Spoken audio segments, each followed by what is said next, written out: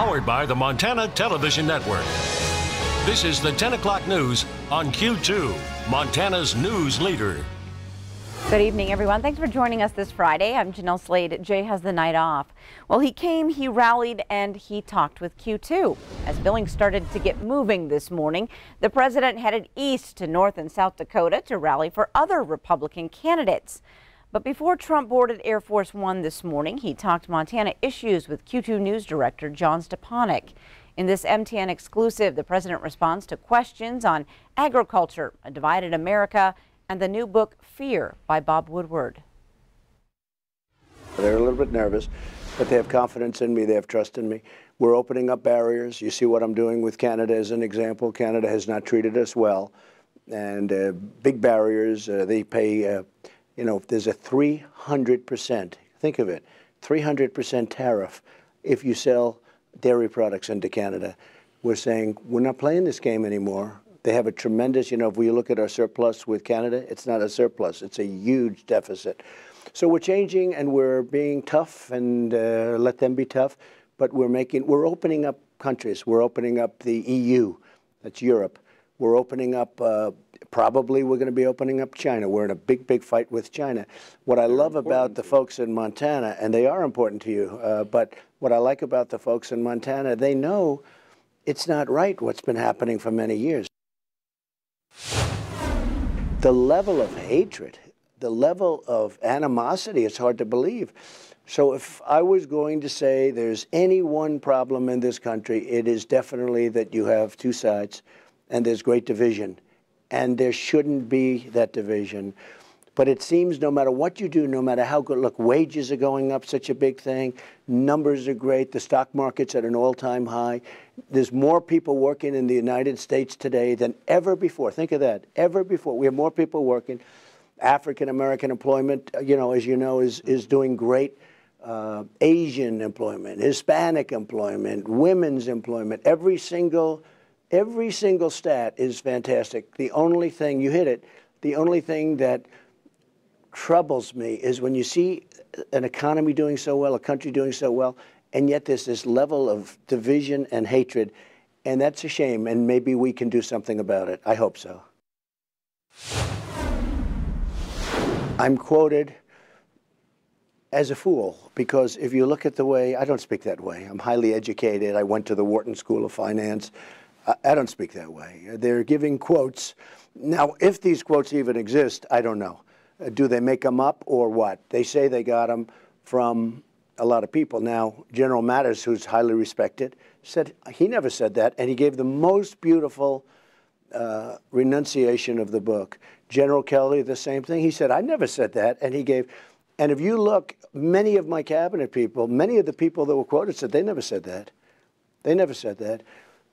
And I actually said in the tweet this morning, I said, look, if I spoke that way, I'd never be president. And for this morning's complete interview with President Trump, you can head to our website, ktvq.com. Well, out of the president's speech last night came an unlikely focus, now being referred to all over the internet as Plaid Shirt Guy. His visual facial expressions and reactions to Trump's speech are going so viral, even celebrities are tweeting about him today. But he's actually Tyler Linfesti, a senior at Billings West High School, who was chosen to sit in the VIP section of the rally, right behind the president.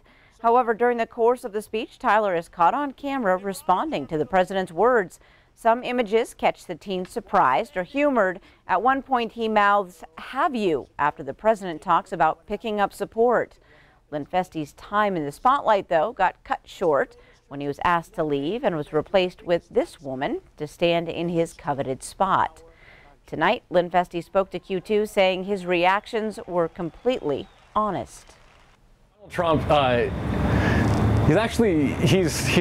not necessarily a bad speaker. You know, when you listen to him speak, he gets the crowd really riled up. But the important part is to listen to the content of the speech.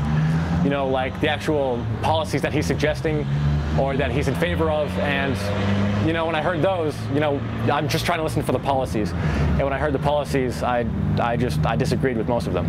I knew what faces I were making, but those faces were completely genuine. I was not trying to make those faces. Those were just faces that, you know, that came out when I heard what he was saying. You know, some stuff I agreed with, some stuff I disagreed with. When I disagreed, it was pretty apparent, I'd say. And Tyler tells us he is 17 now, but this November he will be 18 and he will be voting. Well, way to go, Billings. That's what Police Chief Rich St. John had to say about the cooperation and coordination between the public and his agency on Thursday. In all, more than 100 Billings police officers were on hand to help navigate the president's motorcade through the city, as well as patrol closed roads overnight. Now, we should know next week what the visit will cost the city. The chief is still trying to secure reimbursement for when Vice President Mike Pence visited Billings in July. That visit cost local taxpayers $20,000 in officer overtime. St. John anticipates this cost to be even more significant because Trump spent roughly 20 hours in Billings. Well, as you know, campaign season is now in full swing here in Montana, but when it comes to knowing the status of the major races or how Montanans feel about the big issues, information is usually hard to come by. But MTN News plans to change that dynamic this year.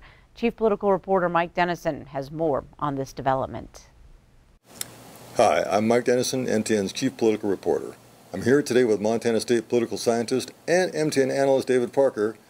And David, today we have some exciting news, don't we? Yes, we do. We're going to be doing a poll here in the state of Montana, the first ever collaboration between Montana Television Network and Montana State University, a pre-election poll. Pretty exciting stuff. Why is it important that we're doing a poll? Don't polls happen all the time? Yeah, one of the things that's really problematic here in Montana is we don't have polls that happen frequently. We don't have a lot of independent analysis. Here we will have good information, solid information done by independent analysts that will really tell us a good picture of not just what's happening in the campaign, but what's happening about what Montanans think about politics and about the issues. So this is going to be a pretty extensive set of questions that we'll be able to learn a lot about what makes Montanans tick. But this is not a traditional telephone poll. It's a little bit different. Tell us about the methodology. Yeah, so one of the biggest problems with telephone polls that we're running into is that the response rates, the amount of time that people are willing to pick up the phone and actually answer the poll are low, partially because of cell phones. So what we're doing now is we're doing a mail poll. You'll get a questionnaire in the mail. We're sending out 10,000 questionnaires, and we're hoping to get 1,500 to 2,000 back, which also would make this the largest poll ever in Montana's history. And now, when's it going out? Well, we drop them on September 17th, 18th, and 19th. And how long do people have to respond? We're hoping to get enough responses within 2 weeks to basically do the analysis, and hopefully we'll do the analysis first week of October. Make sure you fill it out, send it in, and we'll do our best to tell you what Montanans are thinking. But here's the other important thing. This is Montanans helping to understand Montanans. So this is a homegrown poll, and that's hugely important because most of the polls are done from out-of-staters that don't necessarily understand Montana. So I'm excited to do this, and I'm thrilled to basically report on the results. So, as David mentioned, MTN News will be reporting on the results in early October, so please fill out those questionnaires, get them back to us. We'll look forward to seeing what you have to say and tell you what the results will be. I'm Mike Dennison with MTN News for David Parker. Again, those questionnaires for the MTN MSU poll will show up in mailboxes starting September 17th. Easy for me to say. Turning to weather, Bob, we are expecting even smokier skies this weekend. Yeah, did you notice this evening as you look out on the horizon, there's a little bit of a little haze. In my nose, my eyes. You're feeling it, yeah. Itchy. I tell you what, well, it looks like it's going to get a little worse. Let me show you what's happening out there right now. We go to our wildfire and smoke graphic here, and you can notice we've got all the colored areas. That's where we have the dark reds. That's where we have the heavy and dense smoke. That's in Northern California, southwestern Oregon, and now starting to make its way into Idaho and parts of western Montana. And so we're seeing the jet stream, those are little arrows. They're taking that smoke from California and pumping it into Oregon, Idaho, and into western Montana. Now watch what happens as we head into Saturday and Sunday. Look at all the arrows now coming straight across. We call it a zonal flow, and it's going to create some more smoky conditions as far as tomorrow and Saturday and Sunday is concerned. So looks like air qualities are going to get kind of bad too. We'll have more about that coming your way in a few more minutes. All right, thanks, Bob. Food, beer, and music, all part of the festivities for Billings TrailNet's biggest fundraiser, Ales for Trails.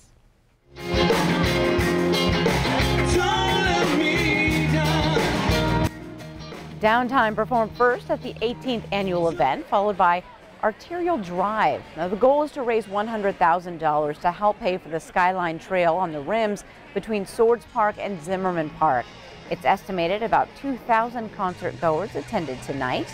So another good year of support since it all started in 2000. A lot of people do support the trail system, so it's a really easy thing to just get behind because trails affect everybody. You know, you can walk, bike, run, ride, you know, scoot, use your wheelchair. We've just got a lot of support out there. And then, you know, I think that people love the beer. Ales for Trails moved from Dealer Park to Zoo, Montana, and is held a few weeks earlier in the year, earlier than in the past, for better weather. Coming up on tonight's 10 o'clock news, for the first time in almost 3 decades, the head of the EPA visits Butte and Anaconda. Will join in on that tour. And coming up tonight, later in sports, Senior and Skyview kick off a busy Sports Extra Friday. Highlights from crosstown coming up. You're watching MTN News with Jay Cohn and Jeanelle Slade. Storm Tracker weather with Bob McGuire. And sports with Scott Green. This is the 10 o'clock news on Q2, Montana's news leader.